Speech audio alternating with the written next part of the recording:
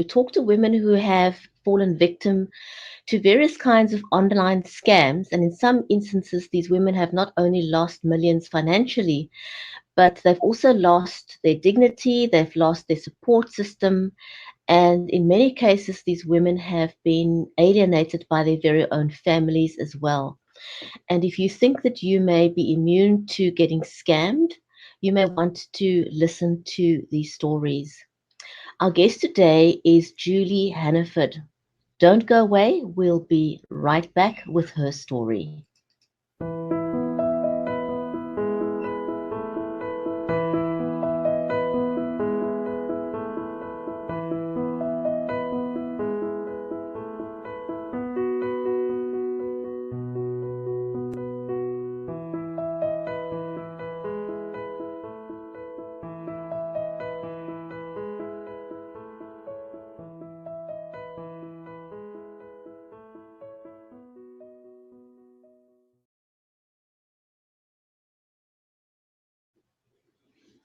And welcome back. This is episode 7 of the conversation Online Safety.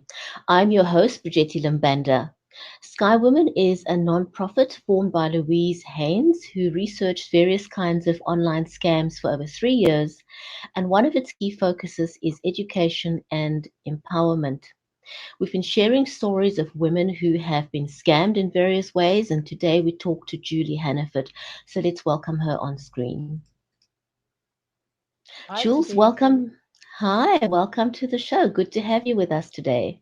Thank you so much for having me. It's a pleasure. It's great to be here. I'm so pleased that you're able to share your story with us. Unfortunately, scamming seems to become a part of everyday life. And unfortunately, most women are shamed into silence and they don't talk about their story. Not only are you going to share your story, but you've also written a book about your story. So tell us, Jules, what happened to you? So it happened over 8 years ago. It was 2010, and I'd been single for a long time. I come from Australia, but I'm living in Hong Kong. And I was away on a holiday, and I heard about internet dating as a way to perhaps meet somebody. So I was quite excited at the possibility of maybe finding somebody to be my partner because I've been alone for a lot of my life, and I'm a single mother of a daughter as well. So I got online and I met this guy in the UK, and he said he was a contractor and a project manager for a construction firm. And he sent me pictures of him standing next to an Audi and, having lunch and really very, very living a wonderful lifestyle in Manchester in the UK. And we chatted for over a few months. And he would never Skype with me or do any sort of face to face communication, which was my first red flag that I chose to ignore because I believed his excuses that his webcam was broken and, he wasn't able to, he was too busy and things like that. Anyway, I really wanted to meet him because I felt that I didn't want to spend a long time communicating to somebody online because I think you have Right. to meet somebody to really know whether you click or not. So I suggested, as a school teacher, I have summer holidays, well, actually, um, winter holidays here in Hong Kong, and I suggested that I would go to the UK to meet up with him. Now, he told me that he was of African descent, that he'd been adopted by parents in the UK, British parents, and that he was actually a troubled teen and he'd been sent off to Canada to boarding school. And that's why he had a strange accent, because I'd questioned him about his accent because it wasn't particularly British. Had a little bit of a British twang, but I've since learned that it was a West African accent that he So had. just Jules, sorry, if you can just back up a second.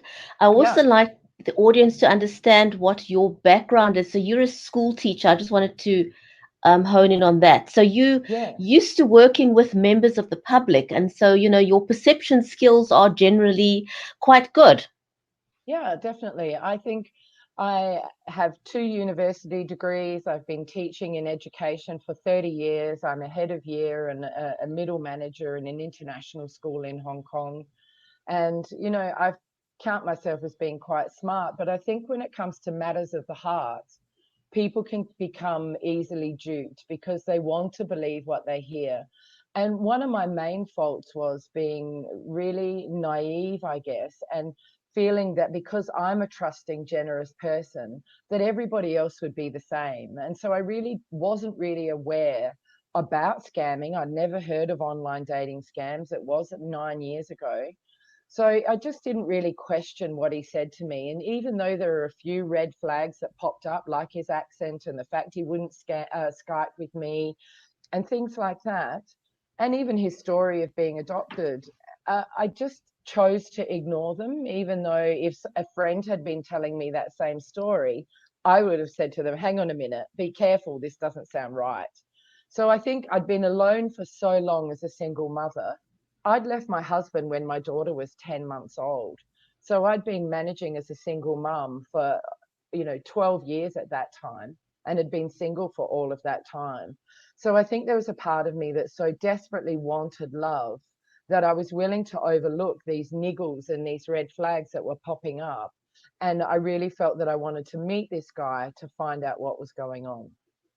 I think I see that's been a common denominator, irrespective of your background. It's not just because people kind of assume that this kind of thing happens to the bored housewife that doesn't have a lot of education. Um, you know, that's what people tend to think, or you don't have two brain cells between your head.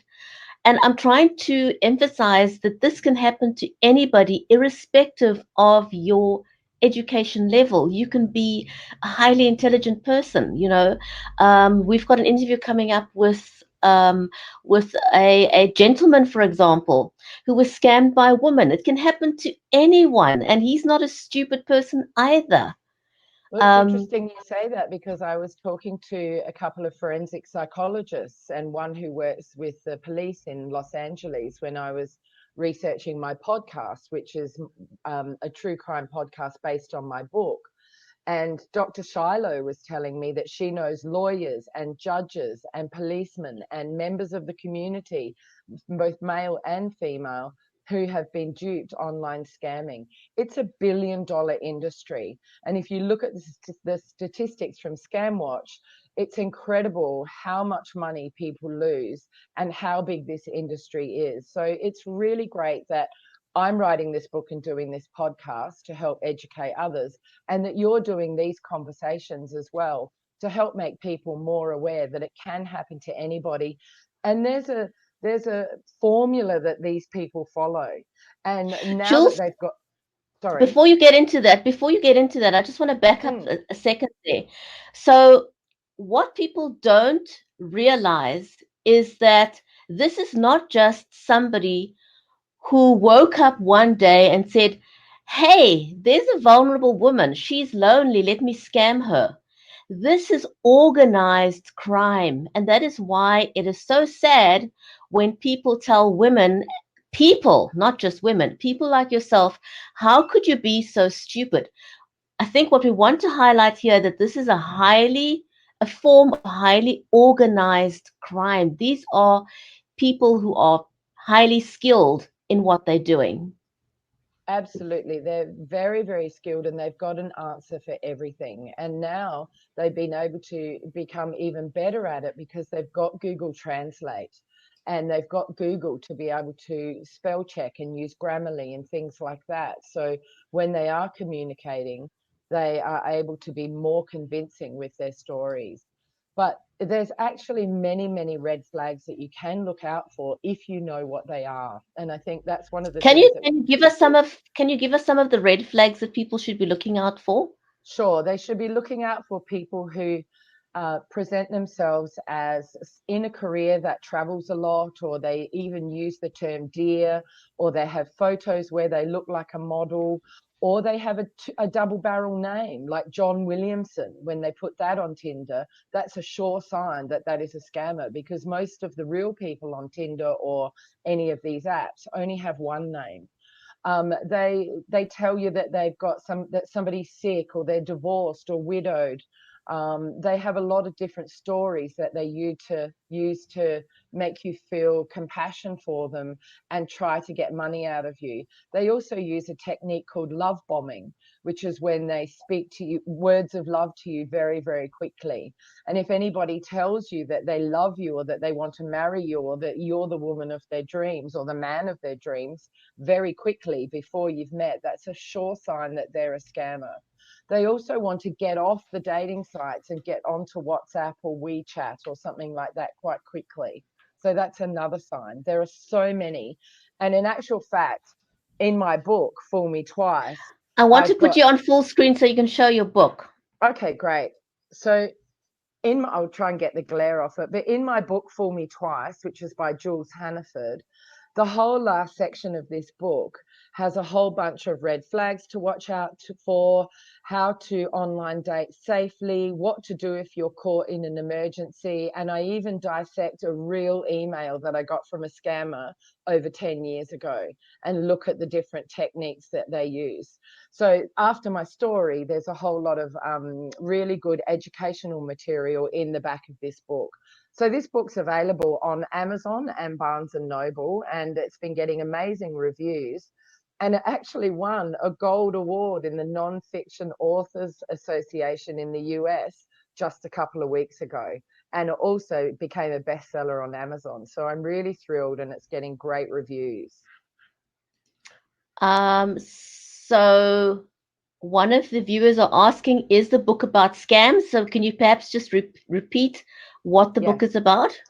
So this is my memoir, and it's my scamming story. And I was actually caught in a couple of minor scams before this major scam when I went to Manchester, where I ended up losing a few £4,200 to this man, and I also was assaulted when he crushed me between a door and a wall, and I really felt that my life was at risk. So this is about my scam story, and there's more than one, and then there's all the sort of online dating safety techniques at the end. But what I've also done is my daughter and I have turned it into a true crime podcast. Now, this podcast is going to be released on October 25th next month. And it's my story with my daughter narrating the story. And she's got a degree in psychology. So she looks at a lot of stuff like gullibility and why people fall for scams. And I've also got interviews with experts on online dating scams like Roger A. Grimes and Alina Usula, who wrote a book called Love on the Line, and also the forensic psychologist from LA. And also in each episode, I've got an interview with a woman who has been scammed online dating. So I've got South African, Australian, and American women who are contributing their stories to my podcast. And it's a 10-part series, and I'm really, really proud of it. I'm so excited. It's going to be great. So Fool Me Twice is on Apple and Spotify. You can already subscribe, and the first episode will drop on the 25th of October. Congratulations. That is amazing. Now, Thank I you. I'm want so excited. I'm very excited for you too. So my Yeah. question is, most people, male or female, find themselves in a corner, silenced out of shame, and they won't talk about their stories because they've been alienated by their families, and in some cases, sadly, a lot of these women, because they've lost everything they own, they end up living in appalling conditions in shelters. What is it that's prompted you? Now, you're a prominent person because you're an educator and you're an educated person. What Mm. prompted you to want to come out with your story and not only come out, but write a book and a podcast? Well, What led to that?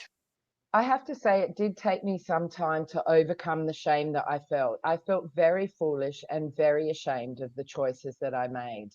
And, my parents didn't know about it. My colleagues didn't know about it.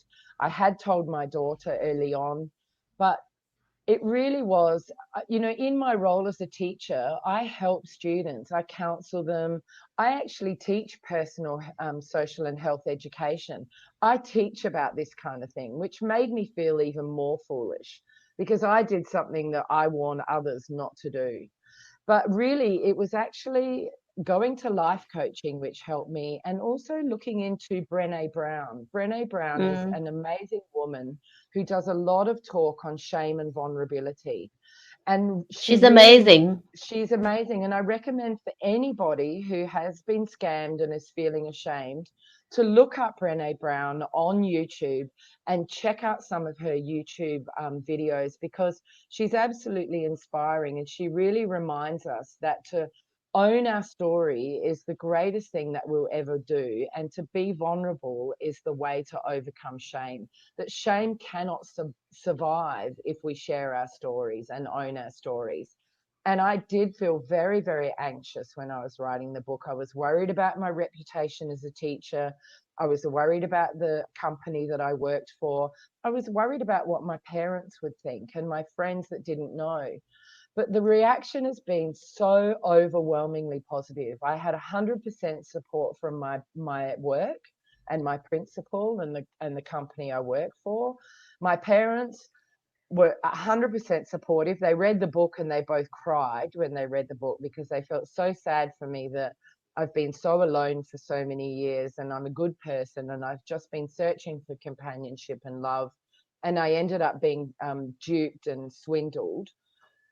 But at the same time, they're incredibly proud of me. And my daughter has been amazing. She did the final line edit on the book. She's an editor, and she was wonderful, and now she wrote the podcast based on the book and has narrated it. So and I feel so empowered now, and the reviews are amazing, and the reaction and the support, and I'm making connections around the world with people who've been scammed, and they're looking to me for support and advice, and I'm more than happy to give it to them.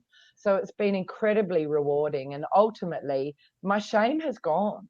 My shame is absolutely gone, and I feel very empowered.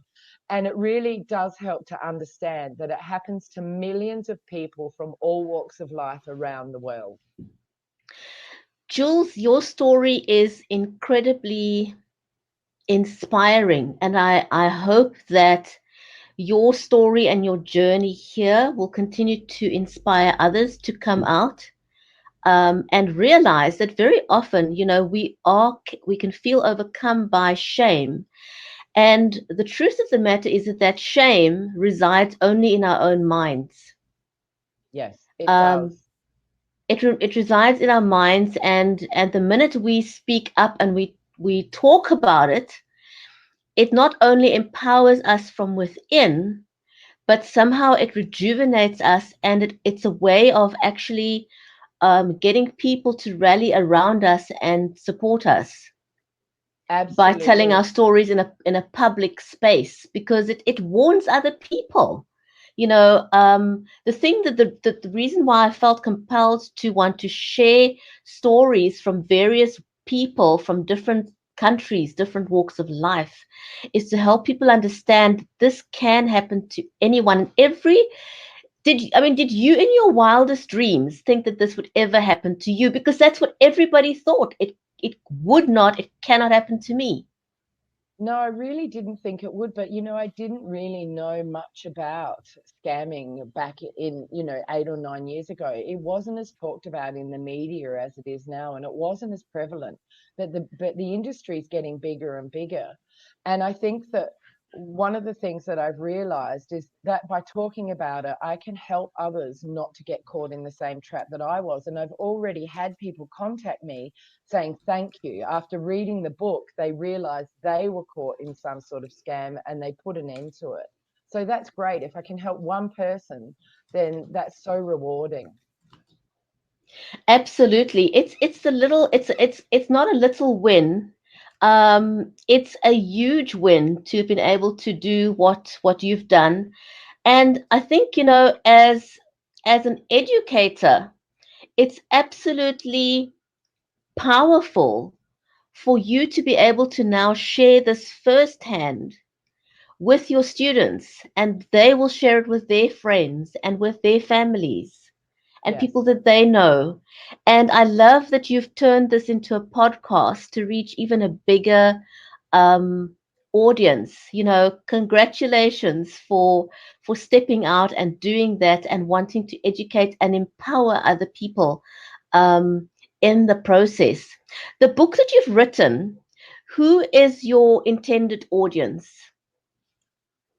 I think anybody who's interested in real life stories, anybody who's interested in being educated about online dating scams and romance scams, anybody who is compassionate about people overcoming adversity. It's a memoir. It's about my life. It's not just the scam story in Manchester. There are other scam stories because I was caught in a couple of smaller scams beforehand.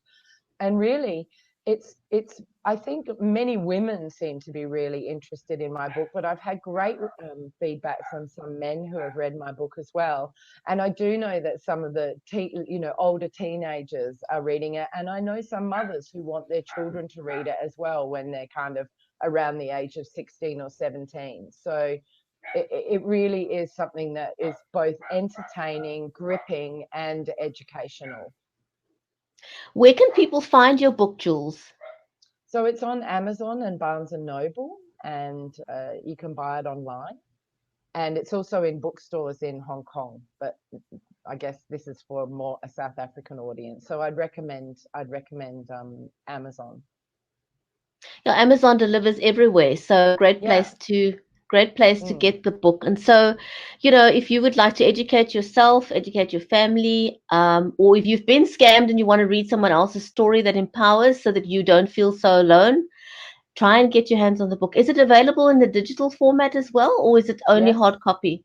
Yeah. No, it's on Kindle as well, and that's significantly cheaper than the hardback cover. So yeah, it's available there. And if anybody wants to check out the podcast, they can go to my website, which is www.foolmetwicepod.com, and they I'm can going to see put all that on about. screen, Right. so people Thank you can so get that. much.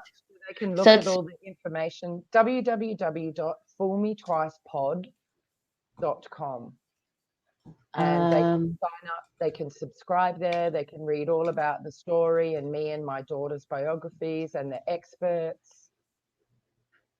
okay. And yeah, just get a little bit of backstory, and the promo's already out, so they can listen to the promo for the show. But I'm incredibly proud of this. The other thing I just wanted to mention is I really am the demographic for many people who are scammed. A single woman who has a job in my 50s. Well, I was in my 40s when I was scammed, but typically older people are the demographic because we are we appear to have money, and we are also perceived by the scammers to be more lonely and vulnerable. And can I just point out, in my podcast I was able to get a live interview with a real life scammer from Ghana, a 24-year-old scammer who shared his scamming story with me and the reasons behind why he scams and how he scams. So that was really an amazing coup to be able to get that. I was thrilled to speak to him, and it's very, very interesting. So that's towards the end of my podcast. Wow, that is Mm, absolutely amazing. yeah, I got Um, him. I got him by looking for scammers on Tinder. I just liked everybody who looked like they were a scammer until I got one who was willing to speak to me. So that was great, and it's that amazing how many are there. yeah, I think and again, I think we want to sound a warning to women. What would you suggest women do? Because women are lonely. Like you say, it's usually middle-aged women who've lost a spouse, whether it was by death or divorce. Usually they've got some money, and the common denominator is loneliness, and they pry on the fact that you are lonely and looking for love. What is your recommendation to the women out there who find themselves in that kind of situation? And they are, not all. I mean, I personally know of people who are married now, who've met their partners online, and they are happily married. So it's not impossible to meet a great person online. What It's is not your impossible. advice to? It's not impossible. So what is your advice to people out there who are lonely and they feel that finding someone online is a safe way to do so, what is your advice to them? First of all, read my book, because you'll get a lot of educative tips at the end of it. But I would say, make sure you Skype with somebody face to face, and that you do it a number of times. Speak to them on the phone, research them and Google them, and do all of the investigative work that you can. Meet them as soon as possible. Don't spend months and months or years online with somebody, and look out for the red flags, and trust your gut and trust your instinct. Because if I look back, I knew something wasn't right and I chose to ignore it. So I think that it's really vital. And if you do meet make sure you do it in a public place, that somebody knows all of the details of where you're going and who you're meeting, and give them all of their details and their phone number, and maybe even take a friend with you. I wouldn't even recommend necessarily meeting someone for the first time on your own. And if they're a decent person, they'll totally understand you taking a friend.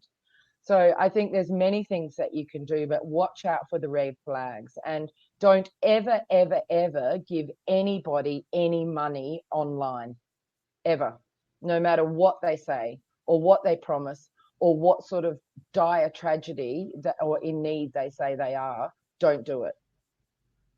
Something I would like to say to women out there as well that are in this position and wanting to find someone, if you met someone online, ask someone else you trust to have a look at your correspondence. Yes, good idea. To see if Ask they an can pick up outside, the red flag. yeah, Yeah. ask an outside person who is not as emotionally invested as you to look through the conversation, because they will look at it from a different perspective, and they will pick up the red flags and back up, because you already will have those internal flags which you now Mm. which is now masked by your emotions, but another person looking at it will be able to pick it up and say to you, look, this is a no-go zone. There's too many red flags in here. Don't pursue it. So never do, because that is another one of the modus operandis I've picked up from these scammers, is that they very cleverly will manipulate you into silence. They will manipulate you into not sharing your conversations or talking to other people. They'll keep you so busy that they'll start this conversation of, don't you trust me?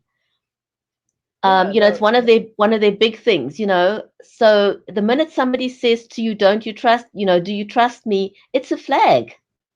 absolutely. And they are skilled liars and skilled manipulators. And many of them have been doing this for a long time.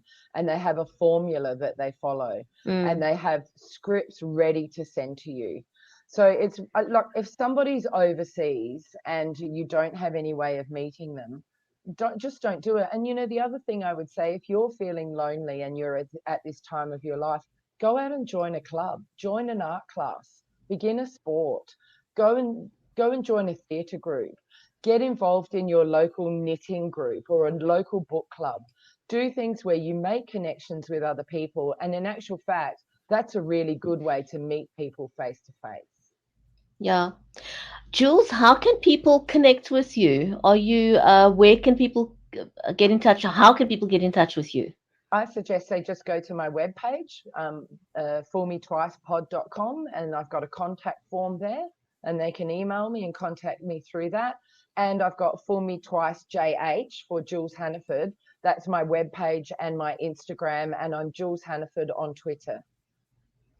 Fantastic. Jules, thank you so much. You've shared some golden nuggets. Thank you for sharing your story. Thank you for writing your book and sharing it, and all the best with your podcast. I know you're going to do phenomenally well with your podcast. And it was great, great having you on the show. Brigitte, thank you so much for having me. It's been an absolute pleasure, and I look forward to hearing from any of the listeners. If they've got any questions or they want to learn anything else from me, please get in touch. I'd really love to hear from you. Thank you so much. It's been a real pleasure. Thank you for watching, everyone, and we'll be back again with another episode. So from me, Brigitte Limband in Cape Town, it's goodbye for now. Bye, everyone.